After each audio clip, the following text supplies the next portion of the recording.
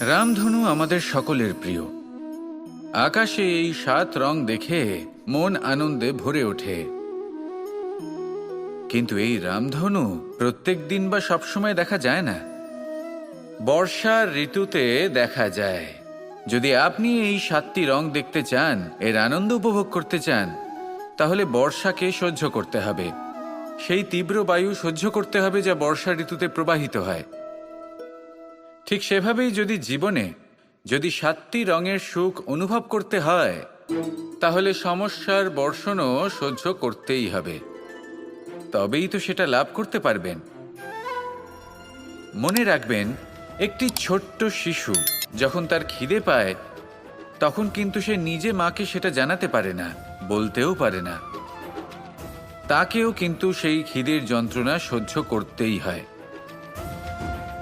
আর যখন সেই যন্ত্রণায় সে কাঁদতে থাকে, তখন মা বুঝতে পারেন যে সেই ছোট্ট শিশুটির তো খিদে পেয়েছে। তখন তার খিদে দূর হয়। বসে থেকে এই সংসারে কোনো কিছুই লাভ করতে পারবেন না। যদি সুখ ভোগ করতে হয়, তাহলে যন্ত্রণাও সহ্য করতে হবে, পরিশ্রমও করতেই হবে। তাহলে সাহসের সাথে সব যন্ত্রণার সম্মুখীন হন, শৌর্যের সাথে পরিশ্রম করুন, আর আমার সাথে ভালোবেসে বলুন, রাধা রাধা।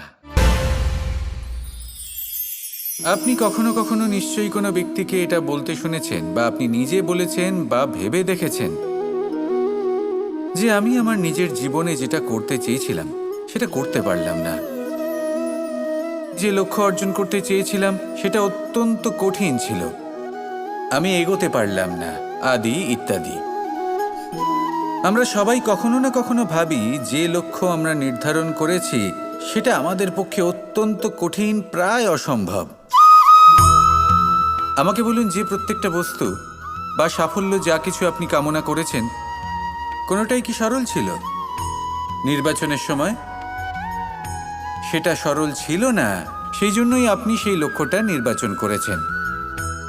কারণ সংসারের যে কোনো বস্তু বা কোনো সাফল্য যদি খুব সহজে পাওয়া যায় বা কম চেষ্টা করেই লাভ করা যায়, সেটা আমাদের ততটা সন্তুষ্ট করে না। সেই জন্য আমরা জেনে বুঝেই কঠিন লক্ষ্য নির্বাচন করি, কারণ সেই লক্ষ্য আমাদের প্রতিস্পর্ধা এবং সংঘর্ষের সম্মুখীন করে, যার সম্মুখীন হয় অগ্রসর হওয়ার পরে আমরা আরও বেশি শ্রেষ্ঠ হয়ে উঠি। সেই জন্য কিছু অসম্ভব কিনা সেই বিষয় চিন্তা করবেন না, শুধু অগ্রসর হতে থাকুন, নিজের কর্ম করুন, সেই লক্ষ্যকে প্রাপ্ত করুন, আর আমার সাথে ভালোবেসে বলুন, রাধা রাধা। যদি নিজের কথা বলি, তাহলে আমার এই নিয়ে অভিযোগ নেই যে জন্মের পরেই আমাকে মা বাবার থেকে দূরে চলে যেতে হলো।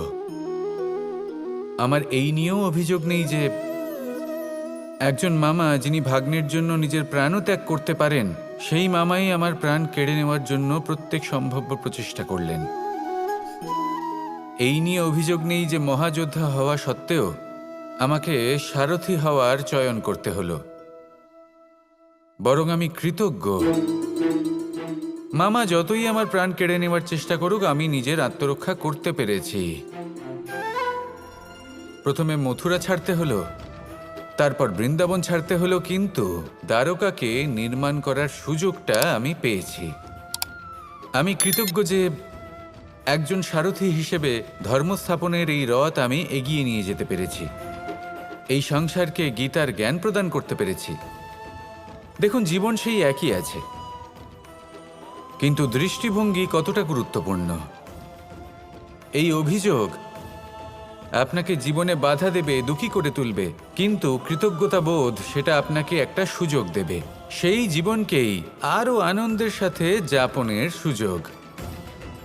এই সুযোগে সদ্ব্যবহার করুন, আর আমার সাথে ভালোবেসে বলুন, রাধা রাধা।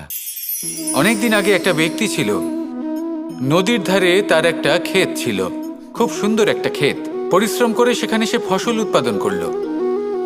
একদিন বন্যা হলো আর সমস্ত ফসল বয়ে নিয়ে গেল। প্রতি বছর বন্যা হতো আর বারবার ওর ফসল বয়ে নিয়ে যেত। সে ব্যক্তি খুব দুঃখী হয়ে পড়ল। সে ভাবল, কেন বারবার আমার সাথে এরকম হয়? তখন একজন ওকে বোঝালো যে প্রতি বছর যখন এই বন্যা আসে তখন সে তোমার ক্ষেত উর্বর মৃত্তিকা দ্বারা পুষ্ট করে তোলে। তখন সেই ব্যক্তি বুঝতে পারল যে প্রকৃতি ওকে কত বড় একটা উপহার দিয়েছে। প্রতি বছর বন্যা শেষ হওয়ার পরে সে ফসল উৎপাদন করত এবং তাতে 10 গুণ বেশি ফসল হতো। এই সংসারে যতক্ষণ না বৃষ্টির ফোঁটা মাটিতে পড়ছে, ফসল কিভাবে উৎপন্ন হবে? যতক্ষণ না এই সোনা তীব্র আগুনে উত্তপ্ত হচ্ছে, ততক্ষণ সে কুন্দন কি করে হয়ে উঠবে? সেইভাবেই যতক্ষণ না আপনি সমস্যার সম্মুখীন হচ্ছেন, জীবনে সামনে এগোবেন কিভাবে? তাই বিপদ হোক বা সমস্যা, তার সম্মুখীন হন, আর তাও ইতিবাচক মনোভাব নিয়ে। দেখবেন অবশেষে আপনি বিকাশের পথে অগ্রসর হয়েছেন।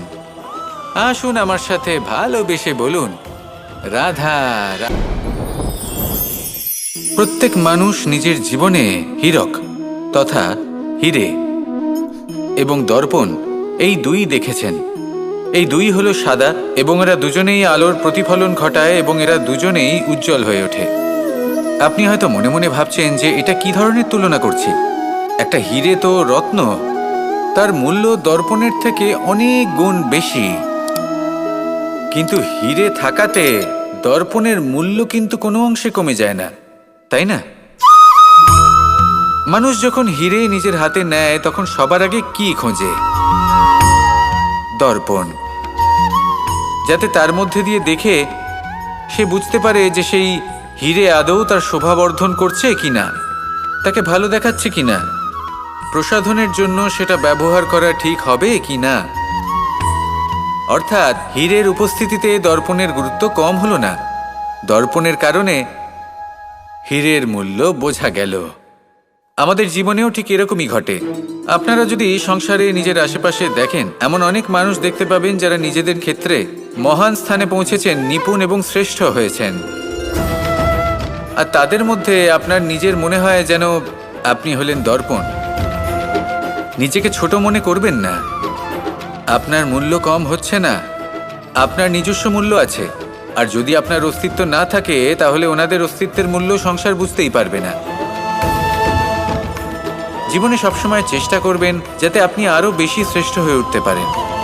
আপনি নিজে যে স্থানে আছেন সেটাকে ছোট মনে করবেন না, তারও নিজস্ব একটা মূল্য আছে। যদি আপনি হিরে হয়ে থাকেন তাহলে অহংকার করবেন না, যদি আপনি দর্পণ হয়ে থাকেন তাহলে নিজেকে ছোট মনে করবেন না। আসুন আর আমার সাথে ভালোবেসে বলুন, রাধা রাধা। কখনো কখনো আমরা অনেক কিছু ভাবি,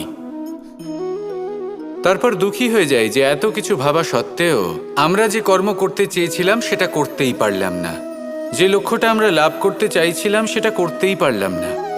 আমরা সংসারের সামনে এটা ঘোষণা করে ফেলি, কথা দিয়ে ফেলি যে এই কর্ম আমি করে দেখাবো, এই সাফল্য আমি প্রাপ্ত করেই ছাড়ব, কিন্তু করতেই পারি না।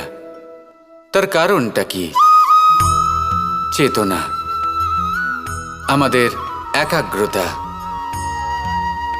আমরা একাগ্র হয়ে পড়ি এই সংসারকে কিছু প্রমাণ করে দেখানোর জন্য, যেখানে আমাদের একাগ্রচিত্ত হওয়া উচিত নিজেদের কর্মের ওপর। কোনো বস্তু বা কোনো সাফল্যের কামনা করা, তার জন্য পরিকল্পনা করা, তার জন্য কর্ম করা আর তা প্রাপ্ত করা, এটা আমাদের কর্তব্য। আর আমাদের মনোযোগ শুধু সেদিকেই কেন্দ্রীভূত হওয়া প্রয়োজনীয়। এই সংসারকে বলার কোনো প্রয়োজন নেই।